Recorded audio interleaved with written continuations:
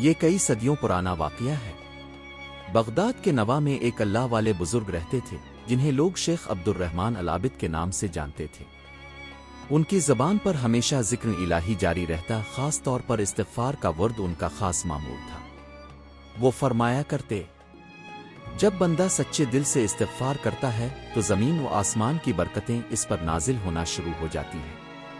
ایک دن ایک پریشان حال شخص شیخ کے پاس حاضر ہوا۔ اس کا چہرہ غم سے نڈھال تھا، آنکھوں میں آنسو اور جسم پر تھکن کے آثار نمایاں تھے۔ شیخ نے محبت بھرے لہجے میں پوچھا، بیٹے کیا پریشانی ہے؟ وہ شخص روتے ہوئے بولا، حضرت میں ایک تاجر تھا، میرا کاروبار اچھا چل رہا تھا، لیکن ایک دن اچانک قافلہ ڈاکوؤں کے ہاتھ لگ گیا، سب کچھ لاٹ گیا، میرے پاس کچھ نہ بچا۔ پھر میں نے قرض لیا لیکن وہ بھی ناکام سرمایہ کاری میں ضائع ہو گیا۔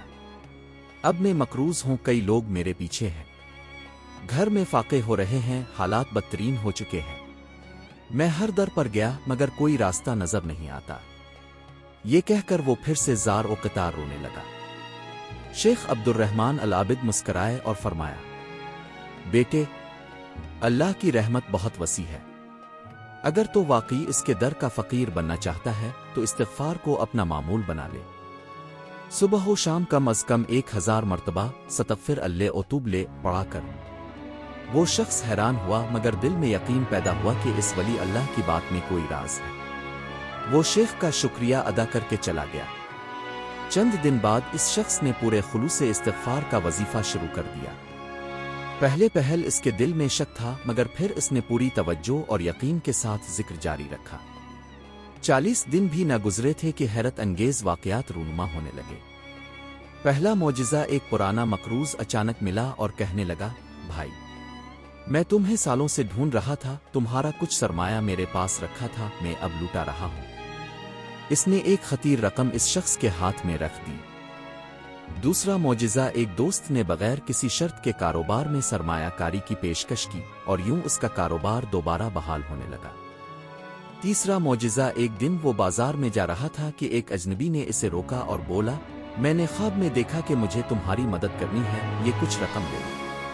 وہ شخص حیرت میں ڈوب گیا کہ یہ سب کچھ کیسے ہو رہا ہے۔ چوتھا معجزہ، ایک بڑی تجارتی کمپنی نے اسے نوکری کی پیشکش کی حالانکہ اس نے کہیں درخواست بھی نہیں دی تھی۔ ابھی اسے شیخ عبد الرحمن العابد سے ملاقات کیے چند ماہ ہی گزرے تھے کہ اس کی زندگی بالکل بدل چکی تھی۔ وہی شخص جو کل تک فاقوں میں تھا اب دوسروں کی مدد کر رہا تھا۔ ایک رات اس کے دل میں شدید تڑپ پیدا ہوئی، وہ سیدھا شیخ کے پاس پہنچا اور روتے ہوئے ان کے قدموں میں گر پڑا۔ حضرت یہ سب کیا ہے؟ میں نے تو کبھی سوچا بھی نہیں تھا کہ اللہ مجھے اتنی رحمت سے نوازے گا۔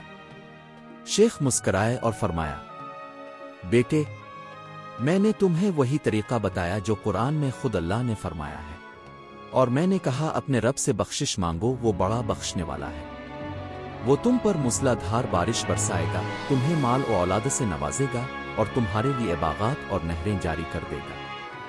یہ سن کر وہ شخص سجدے میں گر پڑا اور زار و قطار رونے لگا۔ اس دن کے بعد وہ نہ صرف خود استغفار کا وظیفہ جاری رکھے رہا بلکہ دوسروں کو بھی اس کی تلقین کرنے لگا۔